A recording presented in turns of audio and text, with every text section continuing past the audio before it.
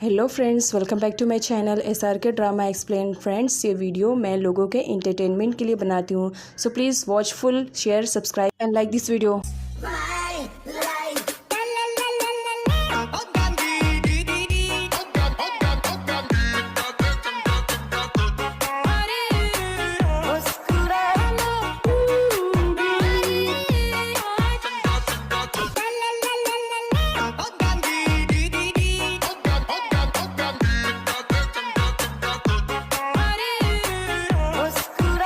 Part की starting दा से होती है। दा हॉस्पिटल से डिस्चार्ज हो चुकी थी। मेमोरी लॉस होने के बाद वो फर्स्ट टाइम अपने घर पर आई हुई रहती है, जहाँ पर उसकी मुलाकात मानती से होती है। मानती के थ्रू दा को मालूम पड़ता है कि किस तरह नापन ने अपने आप को मारने की कोशिश की है और उसे बचाने के चक्कर में बेचारे तवत का बुरा हाल हो गया है। उसके हाथ में भी कट लग गया है। नेक्स्ट सीन में तवत को दिखाया जाता है, जहाँ पर वो अपने ट्रीटमेंट करवाने के लिए आया हुआ था। दा की फ्रेंड भी हॉस्पिटल में पहुंची हुई रहती है, जब उसे मालूम पड़ता है कि किस तरह नापा को बचाने के चक्कर में तवत बेचारे का हाथ कट गया है। खैर, यहाँ पर तवत की मॉम ऐसा रिएक्ट करती है मानो तवत को बहुत चोट लगी है, जो कि ऐसा नहीं था। नेक्स्ट दिन में दा नापा से मिलने के लिए हॉस्पिटल में आई थी, क्योंकि नापा के रिलेटेड उसे फिक्र हो रही थी इसी वजह से। लेकिन नापा यहाँ पर बहुत ही ज़्यादा गुस्से में रहती है। दा को अपने पास देख करके सडनली उसका हाथ टाइटली पकड़ लेती है और उसे मरोड़ते हुए कहती है, क्या देखने के लिए आई हो? ये देखने के लिए कि मैं ज़िंदा हूँ या मर गई हूँ। फिक्र मत करो, बहुत जल्द मैं मर भी जाऊँगी। आखिर तुमने मेरी लाइफ में छोड़ा ही क्या है ज़िंदा रहने के लिए? एक मेरा प्यार था जो तुमने मुझसे छीन लिया है, वो भी सिर्फ इस वजह से कि मैं तुम्हारी तरह रिच नहीं हूँ। दा की कलाई को मरोड़ते हुए, तुम मर क्यों नहीं चाहती हो? तुम मर जाओगी तो हो सकता है मुझे मेरा प्यार वापस मिल जाए।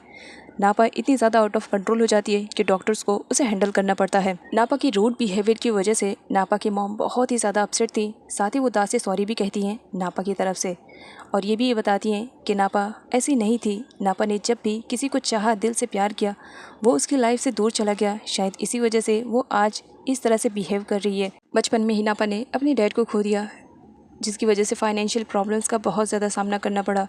जब नापा की लाइफ में थिप आया तो उसे लगा कि उसकी लाइफ खुशी से भर गई है, लेकिन जब थिप उसे छोड़ कर गया तो वो पूरी तरीके से टूट गई। शायद इसी वजह से वो आज तुम्हें इतना ज़्यादा नफरत करती है। प्लीज़ मुझे माफ़ कर देना, मेरी बेटी को भी और मुझे भी, कि मैं उसे समझाने की कोशिश भी कर रही हूँ, बट वो मेरी बात समझने की कंडीशन में नहीं है। जिस पर दा कहती है, आंट आपको इतना ज़्यादा परेशान होने की ज़रूरत नहीं है, मैं अच्छे से समझ रही हूँ नापा की सिचुएशन को। तभी नापा की चिल्लाने की आवाज़ आने लगती है। सारे लोग नापा के पास पहुँचते हैं तो देख कर के शॉक, क्योंकि थिप नापा से मिलने के लिए आया हुआ था, वो भी भूखे लेकर के।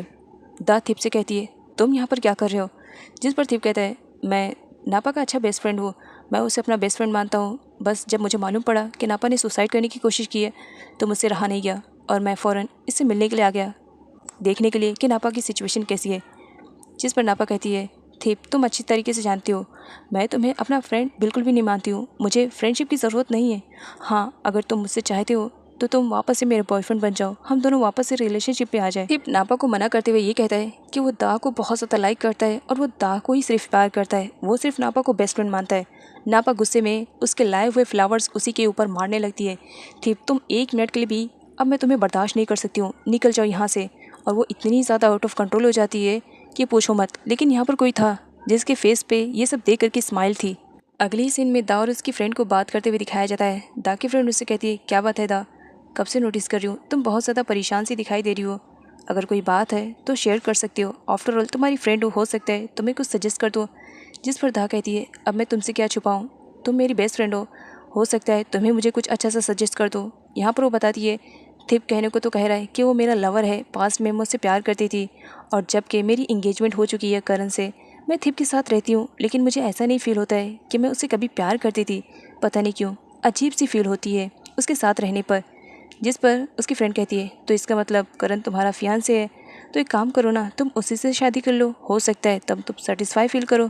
जिस पर दा कहती है, ये तो मैं बिल्कुल भी नहीं करूँगी। दा के फ्रेंड के पास उसके डैड का कॉल आता है और वो दा के बारे में पूछ रहे थे। जिस पर उसकी फ्रेंड बताती है कि दा मेरे ही साथ है डैड। और अगली सीन में दा को दिखाया जाता है, वो एक बार फिर से अपनी फ्रेंड के डैड और करण के डैड दोनों के साथ बैठी हुई थी। यहाँ पर करण के डैड उसे समझाने की कोशिश कर रहे थे कि वो उसकी फ्रेंड की बेटी है और उन दोनों ने ही डिसाइड किया था कि अपने बच्चों की एंगेजमेंट करेंगे। अब बड़ों ने डिसाइड किया है तो कोई गलत डिसीज़न नहीं लिया होगा। यहाँ पर वो उसे समझाने की कोशिश कर रहे थे कि उसने जो एक्शन लिया था पुलिस स्टेशन में करण के खिलाफ कंप्लेंट करने के लिए, उसकी वजह से उन दोनों का ही बिजनेस बहुत बुरी तरीके से डिस्ट्रॉय होने वाला है। अगर वो अपनी कंपनी को बर्बाद नहीं करना चाह रहे हैं तो उन लोग को जल्द से जल्द एक दूसरे के साथ शादी कर लेनी चाहिए। बाहर दा की फ्रेंड बहुत ही ज़्यादा बेचैन थी कि अंदर बात क्या हो रही है। वो सुनने की कोशिश कर रही थी, तभी पीछे से करण आ जाता है। क्या बात है, कुछ इंपॉर्टेंट चल रहा है क्या, सुनने की कोशिश करी हो? जिस पर उसकी फ्रेंड कहती है, एक काम करो ना, तुम मुझे बता दो ना कि अंदर क्या चल रहा है। एक्चुअली तुम्हारे डैड और दा बात कर रहे हैं। करण खुश हो जाता है। ओह, तो लग रहा है डैड मेरी बात को सीरियस ले रहे हैं, मतलब यहाँ पर वो दा से मेरी इंगेजमेंट को तोड़ने के लिए। I am very happy. लेकिन अंदर जाता है तो सुन करके शॉक्ड जब उसके डैड उसे बताते हैं कि बहुत जल्द करण और दा को एक साथ शादी कर लेनी चाहिए। दा रेडी नहीं रहती है इस वजह से कि उसको लगता है पास्ट में करण की वजह से उसका एक्सीडेंट हुआ और करण की वजह से उसकी मेमोरी गई। लेकिन यहाँ पर करण के डैड श्योरिटी के साथ उसे ये बात क्लियर करते हैं कि वो अपने बेटे पे इतना ज़्यादा ट्रस्ट करते हैं कि वो कभी भी दा को हर्ट नहीं कर सकता है। और ये एक्सीडेंट वाली बात तो झूठी है, इसमें करण का दूर दूर तक कहीं पर भी हाथ नहीं है। खैर यहाँ पर दा शादी के लिए रेडी हो जाती है, लेकिन उसके भी कुछ कंडीशंस रहते हैं। वैसे आपको बता दूँ, दा अभी भी शादी के लिए रेडी नहीं है, लेकिन उसकी मजबूरियाँ हैं, नापा की वजह से वो ये शादी कर रही होती है। अगली सीन में करण को दिखाया जाता है जो अपने डैड पर गुस्सा कर रहा होता है। डैड, मुझे लगा आप मेरी बातों को सीरियसली ले रहे हैं और दा से मेरी एंगेजमेंट को तोड़वाएंगे, लेकिन आप एंगेजमेंट तोड़ने के बजाय आपने तो रिश्ता और भी ज़्यादा पक्का कर दिया। मतलब मेरी बगैर परमिशन के ही आपने तय कर दिया करण और दा की शादी होने वाली है। जिस पर उसके डैड कहते हैं, मुझे तुमसे परमिशन लेने की ज़रूरत नहीं है, तुम मेरे बेटे हो और इतना तो मैं तुम्हारे लिए डिसीजन ले सकता हूँ। तभी वहाँ पर सिक्योरिटी की एंट्री होती है जिसके हाथ में कार्ड रहता है। करण के डैड कार्ड को करण के हाथों में देते हुए कहते हैं, ये लो, मैंने कार्ड भी छपवा लिया है, बस कुछ ही दिनों में तुम्हारी और दा की शादी होने वाली है, इसी वजह से तैयारियों को जल्द से जल्द शुरू कर दो, यही तुम्हारे लिए बेटर रहेगा। और हाँ, शादी तक अगर तुमने कोई भी रायता फैलाया तो फिर मुझसे बुरा कोई नहीं होगा। खैर यहाँ पर सेक्रेटरी को पहले मालूम था। डैड बहुत ही ज़्यादा खुश होते हैं कि सेक्रेटरी ने ये सारे काम को बहुत ही अच्छे से किया। आगे क्वान को दिखाया जाता है जहाँ पर वो अपना इंटरव्यू दे रही होती है। जो भी इंटरव्यू लेने वाले पर्सन रहते हैं वो क्वान से पूछने लगते हैं कि दा और करण अब दोनों शादी करने वाले हैं, तो इस पर आपकी क्या ओपिनियंस है। जिसे सुनने के बाद क्वान शॉक्ड में थी, क्योंकि अभी तक क्वान को भी नहीं मालूम था कि दा और करण की शादी होने वाली है। भले ही ज़बरदस्ती की शादी हो, शादी तो शादी होती है। दा शॉपिंग करने के लिए आई हुई थी, वो भी फोर्स की वजह से। उसकी फ्रेंड उसे वेडिंग ड्रेस के लिए लेकर आई हुई रहती है, जहाँ पर वो उसे वेडिंग ड्रेस चूज़ करने के लिए कहती है। खैर दा एक वेडिंग ड्रेस को चूज़ करती है और उसी जगह पर पहुंच जाती है क्वान। क्वान भी उसी ड्रेस को चूज़ करती है, जिस पर दा पूछने लगती है, अभी तो तुम्हारी शादी भी होने वाली नहीं है, तो तुम इस ड्रेस को क्यों सिलेक्ट कर रही हो, जबकि ऑलरेडी मैंने इसे सिलेक्ट कर लिया है। जिस पर क्वान आर्ग्यूमेंट करने लगती है, तुमने सिलेक्ट किया, मुझे कुछ भी आइडिया नहीं, इसे मैंने देखा पहले, तो मैं इसे खरीदूँगी। जिस पर दा कहने लगती है, हाँ सच में तुम्हारी पुरानी आदतें बिल्कुल भी नहीं जाएगी ना, हमेशा दूसरों की चीज़ों पे तुम्हारी नज़र रहती है। खैर कोई बात नहीं, अगर तुम्हें मेरा आउटफिट इतना ज़्यादा पसंद आया सो इट्स ओके, कोई बात नहीं, तुम्हारी चॉइस यहीं तक है, मैं अपने लिए कुछ और ही आउटफिट चूज़ कर लूँगी। ये कहते हुए दा वहाँ से चली जाती है। क्वांग को बहुत ज़्यादा बुरा लगता है कि दा उसे सुना करके जा रही है। नेक्स्ट सीन में थिप को आराम से सोते हुए दिखाया जाता है जब उसकी बहन आती है उसे बोलने के लिए।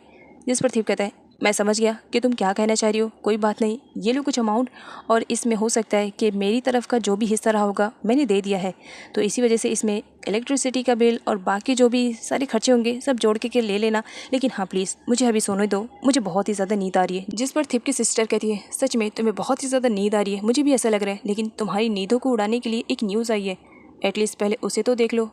न्यूज़ देख कर के थिप भी शॉक में, क्योंकि दा और करण की शादी की न्यूज़ अब वो भी देख चुका था। जिस पर उसकी बहन बहुत ही ज़्यादा अपसेट हो जाती है, भाई अब क्या करेंगे, तुमने कहा था कि दा से बहुत जल्द तुम्हारी शादी हो जाएगी, उसके बाद जो भी दा की प्रॉपर्टीज़ रहेगी उन सब पर हमारा हक रहेगा, फिर ये सब क्या हो रहा है। जिस पर थिप कहते हैं, तुम परेशान मत हो, मैं कुछ ना कुछ तो करूँगा।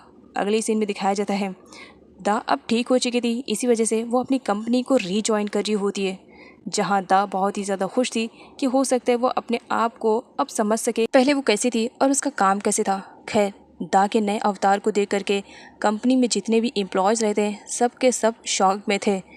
खैर दा को जहाँ बहुत ही ज़्यादा खुशी हो रही थी कि वो ठीक हो चुकी है और वो कंपनी दोबारा ज्वाइन कर रही है, लेकिन इसके अपोजिट में दा की आंट की बेटी जिसका नाम मालती है, मालती को बिल्कुल भी पसंद नहीं आया कि दा कंपनी में वापस से ज्वाइन हुए। वो दा को टीज़ करते हुए उसे कहती है, क्या सच में तुमसे ये सब काम दोबारा से हो पाएंगे। दा कॉन्फिडेंसली बोलती है कि हाँ मुझसे हो जाएगा। दा जब कॉफ़ी पी रही होती है तो उसमें उसे क्रीम जैसा फील होता है, जिस पर वो सर्वेंट को चिल्लाने लगती है कि उसे इस तरह कॉफ़ी के साथ क्रीम बिल्कुल भी पसंद नहीं है। लेकिन पास्ट का सीन दिखाया जाता है, क्रीम ना मिलने की वजह से दा ने सर्वेंट पे चिल्लाया था और कॉफ़ी भी उसके ऊपर फेंक दी थी। प्रेजेंट में दा अब बिल्कुल भी वैसा रिएक्ट नहीं कर रही थी जैसे कि पास्ट में कर रही थी। वो सर्वेंट से कहती है, इट्स ओके, मुझे क्रीम और कॉफ़ी का टेस्ट बिल्कुल भी पसंद नहीं आया, लेकिन नेक्स्ट टाइम जब भी बनाना तो मेरे लिए क्रीम मत डालना। जिसकी वजह से सर्वेंट भी शॉक्ड में थी कि आखिर दा को हुआ क्या। पास में तो उसका बिहेवियर बिल्कुल भी ऐसा नहीं था। द वॉशरूम में अपने हैंड वॉश के लिए जाती है, जहाँ पर उसके एम्प्लॉय उसी के बारे में बात कर रहे होते हैं। उन्हें पुरानी वाली दा बिल्कुल भी पसंद नहीं आ रही थी, लेकिन प्रेजेंट वाली दा के बारे में वो बातें कर रहे थे। दा भी कंफ्यूज थी कि पास्ट में वो अच्छी थी या बुरी थी। तभी उसे मिलने के लिए थिप की सिस्टर आती है, जो दा को इमोशनली ब्लैकमेल करती है। तुमने एक बार भी थिप के बारे में नहीं सोचा, जबकि तुम अच्छे से जानती हो कि थिप और तुम दोनों एक दूसरे से प्यार करते हो। एंगेजमेंट तुम्हारी ज़बरदस्ती की गई थी, लेकिन फिर भी अब ज़बरदस्ती की एंगेजमेंट में तुम ज़बरदस्ती की शादी को भी अपनाना चाहती हो। देखो ऐसा मत करो, थिप तुम्हारे बिना नहीं रह सकता है। नेक्स्ट सीन में करण जब कंपनी वापस आता है, तब उसे सिक्योरिटी के थ्रू मालूम पड़ता है कि उसके कैबिन में मीटिंग चल रही है। वो भी किसी और की नहीं, उसके डैड, अंकल और पुलिस की। जिस पर यहाँ पर उसे मालूम पड़ता है कि पास्ट में दा ने उसके खिलाफ जो कंप्लेंट की थी, उसी के रिलेटेड यहाँ पर पुलिस ऑफिसर्स आए हुए हैं बात करने के लिए। खैर यहाँ पर करण के डैड सारी सिचुएशन को संभालते हैं और पुलिस के सामने सब कुछ क्लियर करते हैं कि दा को मिसअंडरस्टैंडिंग हुई थी, इसी वजह से तो उसने करण के साथ इस तरह से बिहेव किया। लेकिन अब ऐसा कुछ भी नहीं है, क्योंकि दोनों बच्चे एक दूसरे से बहुत ज़्यादा प्यार करते हैं और बहुत जल्द वो एक दूसरे से शादी भी करने वाले हैं। दा के घर वापस आने के बाद नापा की मॉम उसके पैरों में गिर जाती है और उससे रिक्वेस्ट करने लगती हैं, क्योंकि नापा की मॉम को मालूम पड़ चुका था कि दा करण के साथ शादी करने वाली है। अब दा जब कि उस घर की रियल ओनर थी, तो इसी वजह से सारे लोगों को अब डर लगा था कि अगर दा की शादी हो जाएगी तो कहीं वो उन लोगों को घर से बाहर ना निकाल दे। इसी वजह से नापा की मॉम से रिक्वेस्ट कर रही होती है कि प्लीज़ आफ्टर शादी भी तुम हम लोग को घर से ना निकालना।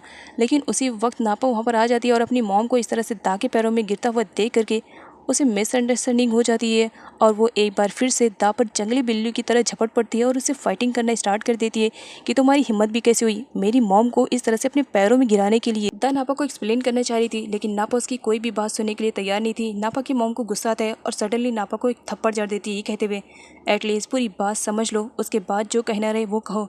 दा ने ऐसा कुछ भी नहीं किया जिसकी वजह से मुझे उसके पैरों में गिरना पड़े। एक्चुअली मैं दा से रिक्वेस्ट करी थी कि शादी करने के बाद वो हम लोग को इस घर से ना निकाले, हम लोग बेघर हो जाएंगे। हम लोग कहाँ जाएंगे? इस घर के अलावा हमारा दूसरा कोई ठिकाना भी तो नहीं है।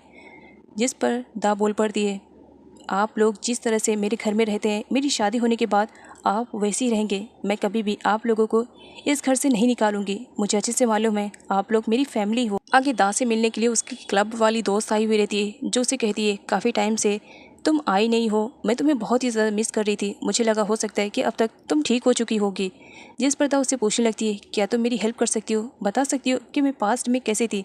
वो उसे बताती है कि पास्ट में वो हमेशा उस क्लब में आती थी और ड्रिंक किया करती थी। दा अब अपने पास्ट के बारे में सब कुछ जानना चाहती थी। वो एक एक वर्ड अपने पास्ट के बारे में सब कुछ याद करना चाह रही थी।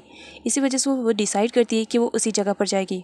लेकिन उससे पहले उसके हाथ में एक पेन ड्राइव दिखता है, जिसमें थिप की वीडियो रहती। थिप बहुत ही ज़्यादा परेशान था और वो सुसाइड करने की बातें कर रहा था कि अगर दा तुमने मुझसे शादी नहीं की तो मैं सुसाइड कर लूँगा। लेकिन बिहाइंड द वीडियो दिखाया जाता है, उस वीडियो को शूट कर रही होती है उसकी सिस्टर, और थिप अच्छे से एक्टिंग कर रहा था ताकि वो वीडियो एकदम रियल लगे। खैर यहाँ पर दा बहुत ही ज़्यादा परेशान हो जाती है उस वीडियो को देख करके।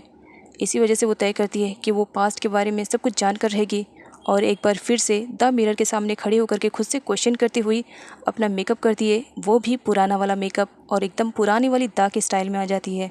अगली सीन में थिप ड्रिंक कर रहा होता है और साथ ही वो अपनी बहन से बैट लगाता है, देखना कुछ ही टाइम बाद दा का फ़ोन आएगा और वो दौड़ी भागी यहाँ पर मुझसे मिलने के लिए ज़रूर आएगी। कॉल तो आता है बट वो दा का नहीं, किसी और का रहता है। इस पर थिप की सिस्टर स्माइल करते हुए कहती है, बताओ अब तो तुम अपनी बैट हार चुके हो, तो क्या करोगे। नैनी करण के पास कॉल करती है और उसे बता देती है कि दा पता नहीं आधी रात गई कहाँ चली गई है, वो भी ड्राइवर के बिना। जिस पर करण कहता है, ये सब आप मुझे क्यों बता रही हैं। नैनी कहती है, ऑफ कोर्स तुम्हें तो बताऊंगी क्योंकि तुम मेरी दा के होने वाले फ्यूचर हस्बैंड हो। पीछे से करण के डैड भी सारी बातें सुन लेते हैं। तब वो करण को सजेस्ट करते हैं कि उसे दा से मिलने के लिए जाना चाहिए। जिस पर करण इग्नोर करते हुए कहता है, मैं भला क्यों जाऊँ उसके पीछे, जब उसे मेरी कोई परवाह नहीं है तो मुझे भी नहीं होनी चाहिए। वो उसकी लाइफ है, अगर वो अपनी लाइफ में एंजॉयमेंट करना चाहती है तो करे, मुझे कोई फ़र्क नहीं पड़ता, मैं तो चला सोने। वैसे आपको क्या लगता है, क्या करण दा से मिलने जाएगा या नहीं, कमेंट करके ज़रूर बताइए।